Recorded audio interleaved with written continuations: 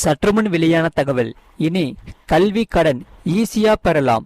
முதல்வர் விஜயின் அதிரடியான அறிவிப்பு. அது என்னென்ன என்பதை இங்கே பார்ப்போம். நீங்க மறக்காம சேனலை சப்ஸ்கிரைப் பண்ணிட்டு வீடியோக்கு ஒரு லைக் பண்ணிட்டு வீடியோவை முழுமையா பாருங்க. பொறியியல், பலவகை தொழில்நுட்பம், கலை மற்றும் அறிவியல் கல்லூரி மாணாக்கர்களுக்கு பிணையில்லா கல்வி கடன் வழங்கப்படும் என முதலமைச்சர் விஸ்வநாதன் அறிவுறுத்தியுள்ளார். இதனால் மாணவர்கள் குஷியில் உள்ளன. அதாவது தமிழக அரசு கல்லூரி மாணவர்களுக்காக கல்வி கடன் வழங்கி வருகிறது. இதனால் எண்ணற்ற மாணவர்கள் உயர்கல்வி படிக்கும் சூழல் ஏற்பட்டுள்ளது. இந்த நிலையில்தான் கல்வி கடன் தொடர்பாக தமிழக அரசு ஒரு முக்கியமான அறிவிப்பை வெளியிட்டுள்ளது. அது என்னவென்றால், பொறியியல், பலவகை தொழில்நுட்பம், கலை மற்றும் அறிவியல் கல்லூரி மாணாக்கர்களுக்கு விலையில்லா கல்வி கடன் வழங்கப்படும் என அமைச்சர் விஸ்வநாதன் அறிவுறுத்தி உள்ளார். அந்த வகையில் தமிழ்நாடு முதலமைச்சர் 6/7/2026 அன்று நடைபெற்ற உயர்கல்வித்துறை ஆய்வுக் கூட்டத்தில் பொறியியல், பலவகை தொழில்நுட்பம், கலை மற்றும் அறிவியல் கல்லூரிகளில் மாணாக்கர்கள் சேர்க்கையினை மேலும் அதிகரிப்பதற்கும் பொருளாதார காரணங்களால் எந்த ஒரு மாணவரும் உயர்கல்வியை தடை நிறுத்த வேண்டிய நிலை ஏற்படாத வகையில் தகுதியான மாணாக்கர்களுக்கு பிணையில்லா கல்வி கடன் வழங்குவதற்கான நடவடிக்கைகளை விரைவுபடுத்த முதலமைச்சர் அறிவுறுத்தி உள்ளார். அந்த வகையில் மாநிலம் முழுவதும் கல்வி கடன் வழங்குவதை திறம்பட செயல்படுத்தும் நோக்கில் ஒவ்வொரு மாவட்டத்திற்கும் உதவி பேராசிரியர் நிலையில் ஒருங்கிணைப்பு அலுவலர் ஒருவர் நியமிக்கப்பட்டுள்ளார். இந்த சேவைக்கென ஒவ்வொரு ஒருங்கிணைப்பு அலுவலருக்கும் பிரத்யேகமான அலைபேசி எண் வழங்கப்பட்டுள்ளது. சரி, ஈஸியாக கடன் பெறலாம். அது எப்படி என்று இங்கே பார்ப்போம். நீங்க மறக்காம வீடியோக்கு ஒரு லைக் பண்ணிட்டு பாருங்க. இந்த ஒருங்கிணைப்பு அலுவலர்கள் பொறியியல், பலவகை தொழில்நுட்பம், கலை மற்றும் அறிவியல் கல்லூரிகளில் சேர்க்கை பெற்றுள்ள மாணாக்கர்கள் கல்வி கடன் பெறுவதற்கு தேவையான உதவிகளையும் வழங்குவார்கள். ஒருங்கிணைப்பு அலுவலர்களுக்கு வங்கி கடன் பெறுவதற்கான வழிமுறைகள் குறித்த பயிற்சி முன்னணி வங்கிகளின் உயர் அலுவலர்கள் வாயிலாக அளிக்கப்பட்டுள்ளது. இதனால் வழிகாட்டுதல்களையும் கல்வி கடன் பெற விரும்பும் மாணாக்கர்கள் இந்த ஒருங்கிணைப்பு அலுவலர்களை தொடர்பு கொண்டால் கல்வி கடன் குறித்த அனைத்து விவரங்களையும் மாணவர்களுக்கு வழங்குவதோடு மாவட்ட முன்னணி வங்கி மேலாளர் அவர்களையும் தொடர்பு கொண்டு மாணாக்கர்களுக்கும் வங்கிக்கும் ஒரு இணைப்பு பாலமாக ஒருங்கிணைப்பு அலுவலர்கள் செயல்படுவர். மேலும் இதற்காக ஏற்கனவே மாவட்ட ஆட்சித்தலைவர் அலுவலகத்தில் கல்லூரிகளில் மாணாக்கர் சேர்க்கை வழிகாட்டல் மற்றும் உதவி மையமாக செயல்படும் கட்டுப்பாட்டு அறையில் உள்ள பொறுப்பு அலுவலர் அவர்களுடன் இந்த ஒருங்கிணைப்பு அலுவலர் இணைந்து செயல்படுவார்கள். அந்த வகையில் ஒவ்வொரு மாவட்டத்திலும் ஒருங்கிணைப்பாளர் வாயிலாக பெறப்படுகின்ற கல்வி கடன் குறித்த தகவல்கள் மற்றும் வங்கி விவரங்கள் மாவட்ட ஆட்சி தலைவர் அவர்களுக்கு தொடர்ந்து தெரிவிக்கப்படும்.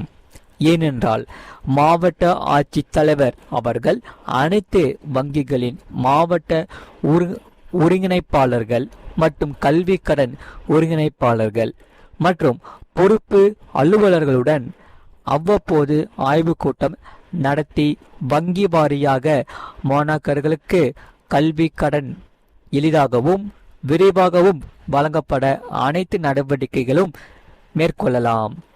மேலும் இதற்காக இந்த ஆய்வுக் கூட்டத்தில் கல்லூரி வாரியாகவும் வங்கிகள் வாரியாகவும் கல்வி கடன் பெறுவதற்கு விண்ணப்பிக்கப்பட்ட மாணாக்கர்களின் எண்ணிக்கை, வங்கிகள் மூலம் வழங்கப்பட்டுள்ள கடன்களின் விவரம் மற்றும் நிலுவையில் உள்ள விண்ணப்பங்களின் மீது உடனடியாக கல்வி கடன் மேற்கொள்ளப்பட வேண்டிய நடவடிக்கைகள் குறித்தும் ஆட்சியர் ஆய்வு மேற்கொள்வார். இதன் மூலம்தான் மாணவர்கள் பொருளாதார தடையின்றி தங்கள் பணிகளை எளிதாக மேற்கொள்ளலாம் என கூறப்பட்டுள்ளது. அதே சமயம் தற்போது ரூபாய் 7.5 லட்சமாக நிர்ணயிக்கப்பட்டுள்ள பிணையில்லா கல்வி கடன்களுக்கான உச்சவரம்பை உயர்த்துவது குறித்தும் முதலமைச்சர் அறிவிக்க வாய்ப்புள்ளது என்று உயர்கல்வி அமைச்சர் விஸ்வநாதன் கூறினார். மத்திய மற்றும் மாநில அரசுகள் மற்றும் வங்கிகளுக்கு இடையே ஒரு புரிந்துணர்வு எட்டப்படும் என்றும் அமைச்சர் தெரிவித்துள்ளார். அதே சமயம் முதலமைச்சர் ஒரு புதிய கட்டண விகிதத்தை அறிவிப்பார் என்றும் அமைச்சர் மேலும் கூறினார். நீங்க மறக்காம வீடியோக்கு ஒரு லைக் பண்ணிட்டு சேனலை சப்ஸ்கிரைப் பண்ணிட்டு பாருங்க. அதே சமயம் செல்போன் மூலம் மக்கள் தொகை கணக்கெடுப்பு பதிவு செய்வது எப்படி, இதற்கு என்னென்ன வழிமுறைகள் இருக்கிறது என்று இங்கே பார்ப்போம். நீங்க மறக்காம வீடியோக்கு ஒரு லைக் பண்ணிட்டு சேனலை சப்ஸ்கிரைப் பண்ணிட்டு பாருங்க. அதாவது செல்போன் மூலம் மக்கள் தொகை கணக்கெடுப்பு பதிவு செய்வது எப்படி என்று இங்கே பார்ப்போம். செல்போன் வாயிலாக 17/7/2026 அன்று முதல் 31/7/2026 வரை மக்கள் தொகை கணக்கெடுப்பதற்கான சுய விவரங்கள் பதிவேற்றம் செய்யலாம்.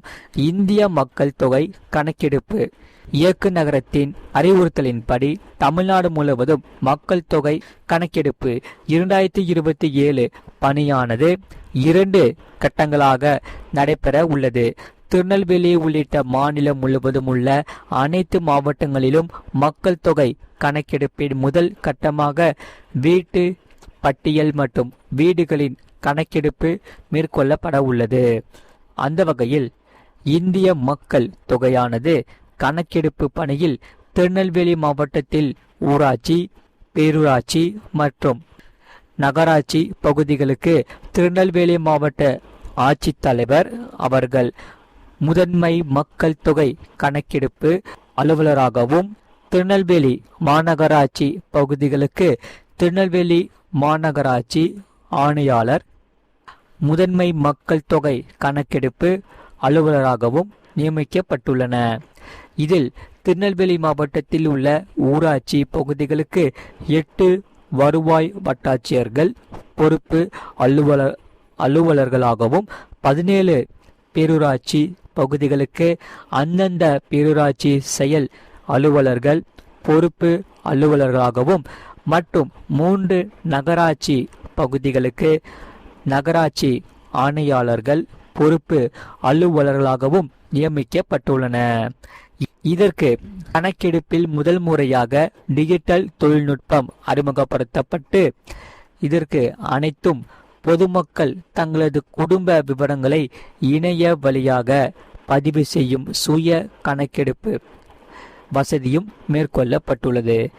இந்த லிங்க், அதாவது www.sc.cnsus.government.in என்ற அதிகாரப்பூர்வ இணையதளத்தை 31/7/2026 வரை பயன்படுத்தி தங்களது குடும்ப விவரங்களை முன்கூட்டியே எளிதாகவும் பாதுகாப்பாகவும் பதிவு செய்து செல்ஃப் இன்ஃபர்மேஷன் ஐடியை வழங்கினால் போதுமானது. நீங்க மறக்காம வீடியோக்கு ஒரு லைக் பண்ணிட்டு சேனலை சப்ஸ்கிரைப் பண்ணிக்கோங்க. சரி, மொபைல் எண் சரிபார்ப்பு பொறுத்தவரை இணையதளத்தில் உள்ள செல்ஃப் இன்ஃபர்மேஷன் என்ற ஆப்ஷனை தேர்ந்தெடுக்கவும். உங்கள் தற்போதைய மொபைல் எண்ணை உள்ளிட்டு கெட் ஓடிபி என்பதை அழுத்தவும். மொபைலுக்கு வரும் ஓடிபி எண்களை உள்ளிட்டு லாகின் செய்யவும்.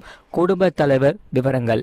லாகின் செய்தவுடன் முதலில் குடும்ப தலைவரின் பெயர், முகவரி, மொபைல் எண் போன்ற விவரங்களை நிரப்ப வேண்டும். கேள்விகளுக்கு பதிலளித்தல், அதாவது ரெஃபரன்ஸ் நம்பர். நீங்கள் வெற்றிகரமாக சமர்ப்பித்ததும் உங்கள் மொபைலில் எண்ணுக்கு ஒரு ரெஃபரன்ஸ் நம்பர் அல்லது ஒரு குறுஞ்செய்தியாக வரும். இதை பத்திரமாக சேமித்து வைத்துக் கொள்ளவும். நீங்க மறக்காம வீடியோக்கு ஒரு லைக் பண்ணிட்டு சேனலை சப்ஸ்கிரைப் பண்ணிக்கோங்க.